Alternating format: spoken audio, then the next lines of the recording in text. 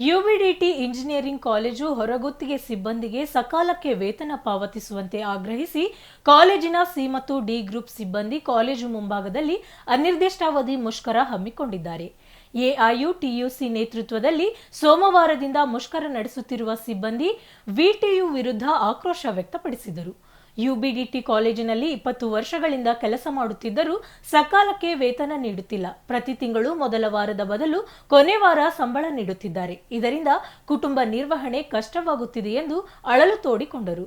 ಸರ್ಕಾರ ಮತ್ತು ವಿಟಿಯು ಹೊರಗುತ್ತಿಗೆ ಪದ್ಧತಿ ರದ್ದುಪಡಿಸಿ ನೇರ ಪಾವತಿ ವ್ಯವಸ್ಥೆ ಜಾರಿಗೊಳಿಸಬೇಕು ಎಂದು ಆಗ್ರಹಿಸಿದರು.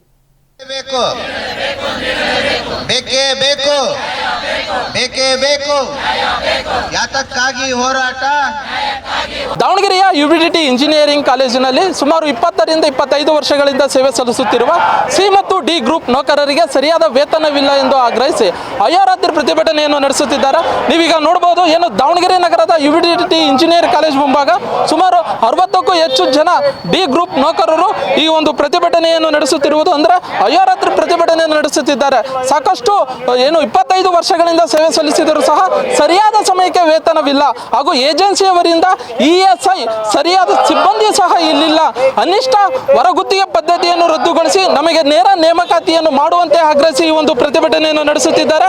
ಕಳೆದ ದಿನಗಳಿಂದ ಈ ಒಂದು ಪ್ರತಿಭಟನೆಯನ್ನು ನಡೆಸುತ್ತಿದ್ದಂತಹ ಈ ಒಂದು ನೌಕರರು ನಮ್ಮ ಜೊತೆಗಿದ್ದಾರೆ. ಮಾತಾಡ್ಸೋಣ, ಏನ್ ಹೇಳ್ತಾರೆ ಪ್ರತಿಭಟನೆ ಬಗ್ಗೆ ಅಂತ ಕೇಳೋಣ.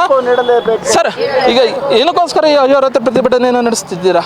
ಸರ್, ಇಲ್ಲಿ ನಮಗೇನಂತ ಹೇಳಿದಪ್ಪ, ಆಗ್ರಹಪಡಿಸ್ತಕ್ಕಂಥ ಪ್ರತಿ ತಿಂಗಳು 5 ವೇತನ ಕೊಡಬೇಕು. ಅದರ ಜೊತೆಗೆ ಏನಂತ ಹೇಳಿದಪ್ಪ, ಮುಖ್ಯವಾಗಿ 2013ರ ಆದೇಶ ಇದೆ, ಸರ್ಕಾರದ ಆದೇಶ ಇದೆ.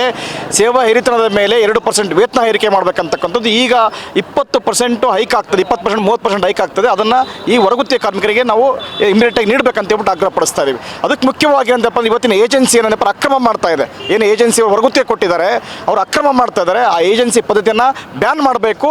ಬ್ಯಾನ್ ಮಾಡಿಬಿಟ್ಟು ನೇರವಾಗಿ ಯೂನಿವರ್ಸಿಟಿಗೆ ನಮಗೆ ವೇತನ ಕೊಡಬೇಕಂತ ನಾವು ಆಗ್ರಹಪಡಿಸ್ತಾ ಇದೀವಿ. ಸರ್, ಎಷ್ಟು ದಿನದಿಂದ ವೇತನಕ್ಕಾಗಿ ಪ್ರತಿಭಟನೆ ನಡೆಸ್ತಿದ್ದೀರಾ? ಸರ್, ನಾವು ಕಳೆದ 2-3 ವರ್ಷದಿಂದ ಕೂಡ ಹೋರಾಟ ಮಾಡ್ತಾನೆ ಇದ್ದೀವಿ. 6 ತಿಂಗಳಿಗೆ ಒಂದ್ಸರಿ 3 ತಿಂಗಳು ಹೋರಾಟ ಮಾಡ್ತೀವಿ. ಹೋರಾಟ ಮಾಡಿದಾಗ ಅಷ್ಟೇ ಹಣ ಕೊಡ್ತಾರೆ ಅಥವಾ ಇದನ್ನ ಇರ್ತಕ್ಕಂಥ ನಮ್ಮ ಬೇಡಿಕೆಗಳನ್ನ ಈಡೇರಿಸ್ತಾರೆ. ಸೊ ಆ ದೃಷ್ಟಿಯಿಂದ ನಿನ್ನೆ ಬೆಳಗ್ಗೆಯಿಂದ ನಾವು ಅಹೋರಾತ್ರಿ ಹೋರಾಟವನ್ನು ಪ್ರಾರಂಭ ಮಾಡಿದ್ದೀವಿ. ಸೊ ನಾವು ಇಲ್ಲಿ ಈ ಮೂಲಕ ಹೇಳ್ತಕ್ಕಂಥದ್ದು, ನಮ್ಮ ಬೇಡಿಕೆಗಳು ಈಡೇರೋ ತನಕನೂ ಕೂಡ ಪ್ರಾಂಶುಪಾಲರಾಗಲಿ ವಿಟಿಯು ಆಗಲಿ ಅವ್ರು ನಮ್ಮ ಬೇಡಿಕೆಗಳು ಈಡೇರಿಸೋ ತನಕನೂ ಕೂಡ ನಾವು ಇಲ್ಲಿಂದ ಎದ್ದೊಳ್ಳೋದಿಲ್ಲ. ಈಗ ಸರ್ಕಾರ ಏನಾರು ಮನವಿ ಮಾಡಿದ್ರೆ ಸರ್ಕಾರ ಏನು ಹೇಳ್ತು, ಅಥವಾ ಪ್ರಿನ್ಸಿಪಾಲ್ ಕಾಲೇಜಿನ ಸಂಬಂಧಪಟ್ಟಂಥ ಅಧಿಕಾರಿಗಳು ಏನು ಹೇಳ್ತಿದ್ದಾರೆ? ನೋಡ್ರಿ, ದುರಂತ ಅನ್ನಪ್ಪ ಅಂತೇಳಿ ನಿನ್ನೆಯಿಂದಲೇ ಕೂತ್ಕೊಂಡಿದ್ದೀವಿ. ಈ ಪ್ರಿನ್ಸಿಪಾಲ್ ಬಂದು ನಮ್ಮ ಹತ್ರ ಒಂದು ಮನವಿ ಪತ್ರನೂ ಇಸ್ಕೊಂಡಿಲ್ಲ, ನಮ್ಮ ಹತ್ರ ಬಂದು ಮಾತನಾಡಿಲ್ಲ. ಇದು ಮಾಡಿಕೊಂಡು ವಿಟಿಯು ಅಧಿಕಾರಿಗಳು ಕೂಡ ನಾವು ಮನವಿ ಪತ್ರ ಕಳಿಸ್ಕೊಡಿದ್ವಿ 14 ದಿವಸ ಹಿಂದೆ ನಾವು ಈ ಥರ ಸ್ಟ್ರೈಕ್ ಮಾಡ್ತೀವಿ ಅಂತೇಳಿ. ಅವರು ಕೂಡ ನಮ್ಮ ಮನವಿಗೆ ಸ್ಪಂದನೆ ಕೊಟ್ಟಿಲ್ಲ. ಸೊ ಇದು ಇರ್ತಕ್ಕಂಥದ್ದು ಇವತ್ತೇನಪ್ಪ ಅಂದರೆ ಹೆಂಗಿದೆ ಅಧಿಕಾರಿಗಳು ಅಂತ ಹೇಳಿದಪ್ಪ ಅಂದರೆ ಕಾರ್ಮಿಕರ ಬಗ್ಗೆ ಕಾಳಜಿ ಇಲ್ಲ. ಸೊ ಅದು ಇವತ್ತು ಇರ್ತಕ್ಕಂಥದ್ದು. ಓಕೆ, ಇನ್ನೊಬ್ರು ನಮ್ಮ ಜೊತೆಗಿದ್ದಾರೆ. ಅಮ್ಮ, ಈಗ ಎಷ್ಟು ದಿನದಿಂದ ವೇತನ ಆಗಿಲ್ಲ, ಏನು ಸರಿಯಾದ ಸಮಯಕ್ಕಾಗಲ್ಲ, ಯಾವ ರೀತಿ ನೀವು ನಿಭಾಯಿಸ್ತೀರಾ ಸಂಸಾರನ? ತುಂಬ ಕಷ್ಟ ಆಗುತ್ತೆ. ಇವಾಗ ದಿನನಿತ್ಯ ಬಳಕೆ ವಸ್ತುಗಳು ಬೆಲೆ ಏರಿಕೆ ತುಂಬ ಆಗಿದೆ. ಕೊಡೋ ಸಂಬಳನೂ ಕಡಿಮೆ, ಅದನ್ನು ಇನ್ ಟೈಮಿಗೆ ಕೊಡೋಲ್ಲ. 5ನೇ ತಾರೀಕು 6ನೇ ತಾರೀಕು ಹಂಗೆ ಒಂದೆರಡು ಸ್ಟ್ರೈಕ್ ಮಾಡಿದಾಗ ಒಂದು ಸಲ 2 ತಿಂಗಳು ಕೊಡ್ತಾರೆ, ಆಮೇಲೆ ಕೊಡೋದೇ ಇಲ್ಲ. ಮತ್ತು ನಾವು ಬೀದಿಗೆ ನಿಂತ್ಕೋಬೇಕು, ಮತ್ತೆ ಸ್ಟ್ರೈಕ್ ಮಾಡಬೇಕು. ಏನು ಸ್ಪಂದನೆ ಇಲ್ಲ ನಮ್ಮ ಕಡೆಯಿಂದ. ಇಷ್ಟು ಹೆಚ್ಚು ಕಡಿಮೆ 5, 10, 20 ವರ್ಷಗಳಿಂದ ನಾವು ಕೆಲಸ ಬರ್ತಾ ಇದ್ದೀವಿ. ನಮಗೆ ಯಾವ ಸೌಲಭ್ಯಗಳು ಏನಿದೆ ಅಂತ ಯಾರೂ ವಿಚಾರಿಸ್ಕೊಳ್ಳಲ್ಲ. ಈ ಮೇಲಧಿಕಾರಿಗಳ ಹತ್ರ ಹೋದರೆ ಏಜೆನ್ಸಿಯವ್ರನ್ನ ಕೇಳಿ ಅಂತಾರೆ, ಏಜೆನ್ಸಿಯವ್ರ ಹತ್ರ ಹೋದರೆ ನಿಮ್ಮ ಕಾಲೇಜ್ನವ್ರನ್ನ ಕೇಳಿ, ಮೇಲಧಿಕಾರಿಗಳನ್ನ ಕೇಳಿ ಅಂತಾರೆ. ನಾವು ಯಾರನ್ನ ಕೇಳಬೇಕು ಅಂತ ಗೊತ್ತಾಗದೆ ನಾವು ಇವತ್ತು ರಸ್ತೆ ಕೂತಿದ್ದೀವಿ. ನಮ್ಮ ಬೇಡಿಕೆಗಳು ಈಡೇರಲೇಬೇಕು.